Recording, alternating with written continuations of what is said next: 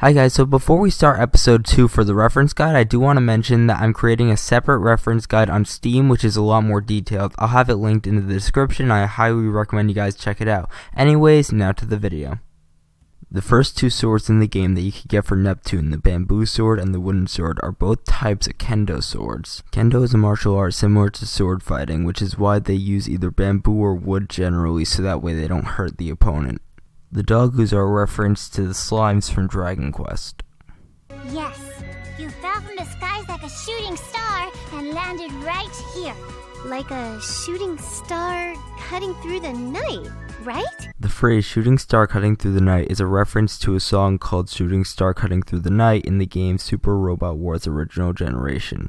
The game is a tactical role-playing game that was localized here in America by a publisher named Atlas. There is some kind of connection between CompileHard, the developers of the Hyperdimension Neptunia franchise, and Atlas, the localizers of the Super Robot Wars franchise, although through my research so far I haven't been able to find too much on it, so I'll cover that in a later video. What? The ground! It's crumbling! We're falling!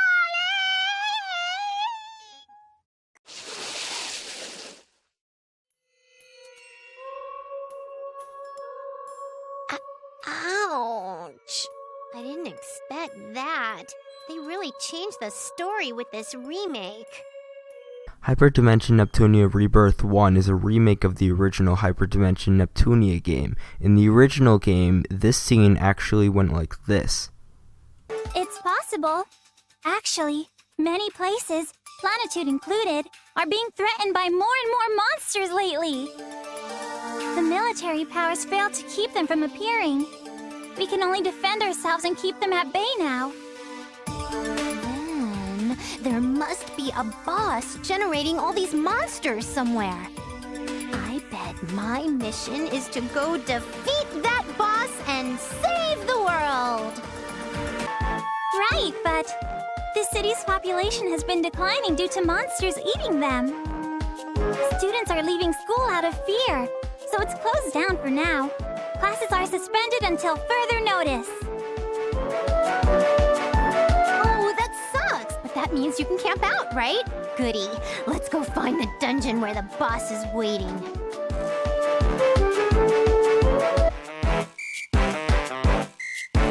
Is this the dungeon you found searching Dungle Maps? Yeah, it feels like a dungeon with lots of tough monsters. Compass claim that Planitude is the most advanced out of the four nations is another reference to the Dreamcast.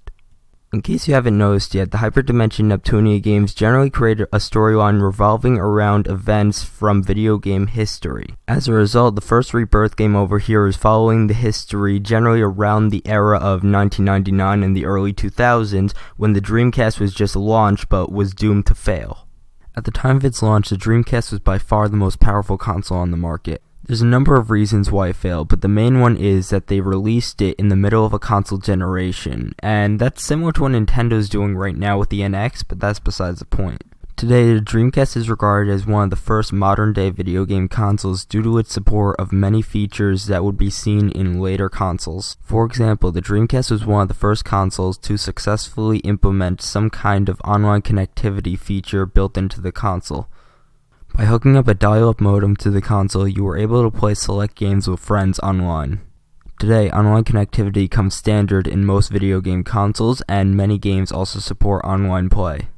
It was also the first console to implement some sort of second screen gaming, similar to what the Wii U is with the whole gamepad thing. It did that with a small thing built into the controller called a VMU, which not only can you use it for some games to help in the game, but on top of that you were able to bring it on the go and play it like it's a little Game Boy.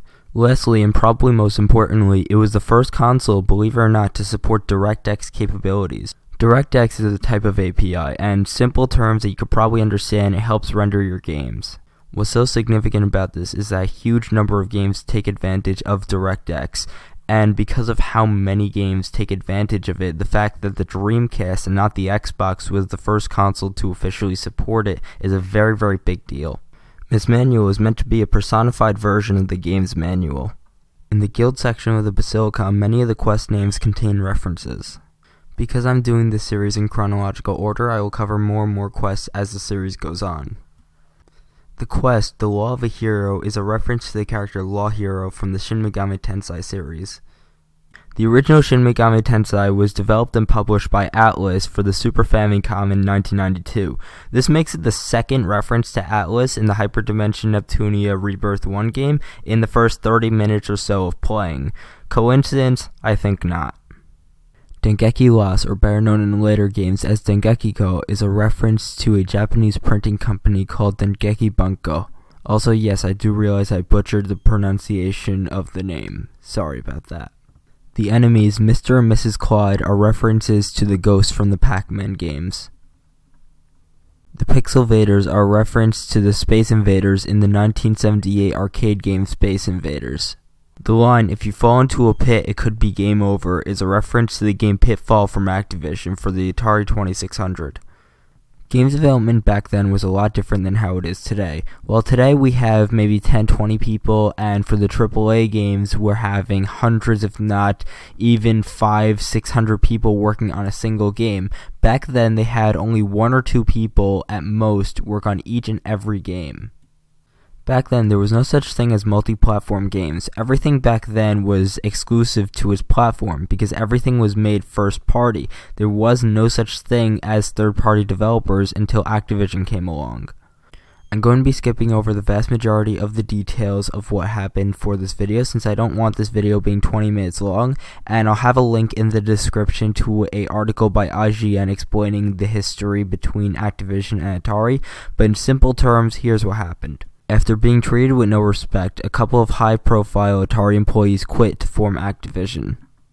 This in and of itself was a huge hit for Atari, which also helped to contribute to the downfall of Atari and the eventual crash of the video game industry because of how important these developers were. These 3 or 4 developers or so, I'm not sure exactly how many, made up roughly 60% of Atari's game sales, so pretty major. Atari knew that they were going to develop games behind their back for the system since they knew how to develop for the system, and they would end up releasing a number of games, most of which were better than Atari's first-party games. This eventually led to a lawsuit by Atari against Activision in an attempt to destroy them. In the end, the courts ruled in favor of Activision, effectively turning the Atari 2600 into an open-source console. Anyone who was able to figure out how to develop games for the console was able to, which led to a huge flood of terrible games being released on the console, eventually creating the video game crash of 1983. Before the video game crash of 1983, Activision did release a number of very successful games, one of which was Pitfall. Pitfall went on to become one of the best-selling games on the Atari 2600 with over 4 million copies sold. Back then, that was a very, very significant number since, at least to my memory, I think there was around 12 million Ataris out on the market. IF is a reference to Idea Factory, the parent company of Compile Heart. Also, her opening line of being the Windwalker of game industry is a reference to The Legend of Zelda Wind Waker. The quote, "I feel for you," is a reference to a song called I Feel For You. Links in the description. Let's end this video with a famous reference. When Neptune says, "I'll just have to barrel roll," that's a direct reference to Dual Barrel Roll from Star Fox 64. In the tutorial section of Star Fox 64, Peppy instructs Fox to do a barrel roll. For starters, it's not even actually a barrel roll. In reality, what they're doing is something called an aileron roll. And also, both a barrel roll and an aileron roll are more of a party trick than a combat maneuver. If you guys want more info on it, either Google it or I'll have a link in the description to a video by Game Theory which explains it very well. How the phrase became so popular is beyond me, but it's so popular that even Google got in on the action, to the point that if you type in, quote, "dual barrel roll" on Google, then the screen will actually make a 360 to kind of be like a barrel roll or something. I don't know. If you'll excuse me, I have to go do a barrel roll. Do a barrel roll! Thank you guys so much for watching the video. As you can see, in comparison to episode 1, I put a ton more work into this versus episode 1. Episode 1 was more of a pilot episode to see if I'm going to get 5 views on it or 500.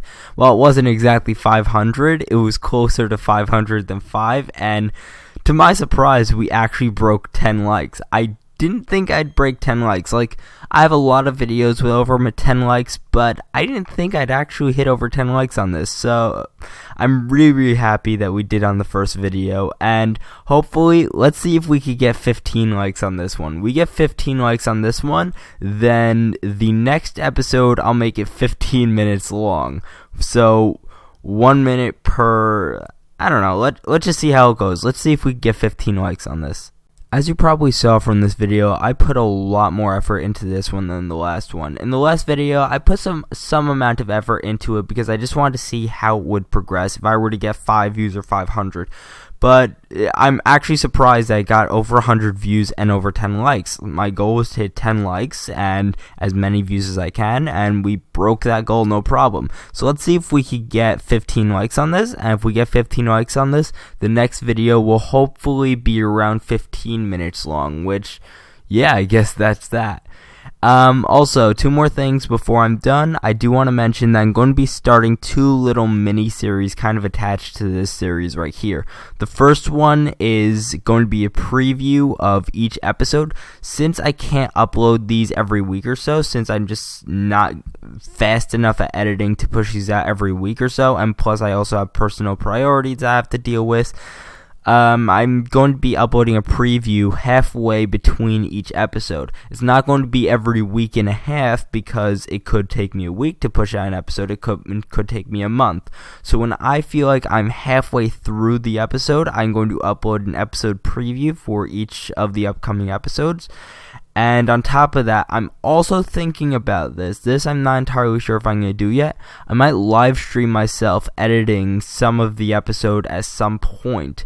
So for each episode at one point during editing, I might live stream myself recording the dialogue or putting the video clips together or something. I'm not sure yet. I doubt the stream would be more than 30 minutes.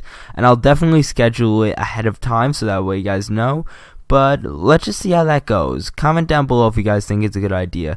And lastly, if you guys want to keep up with exactly how things are going in terms of progress, then keep up with the Steam Guide. On the Steam Guide, I post regular updates as to how things are going, both with the Steam Guide itself and the YouTube Guide. And otherwise, if you have any questions or comments, then just comment down below and I'll be sure to respond. Anyways, thank you guys so much for watching. Make sure to like, favorite, and subscribe for more, and I'll see you guys later.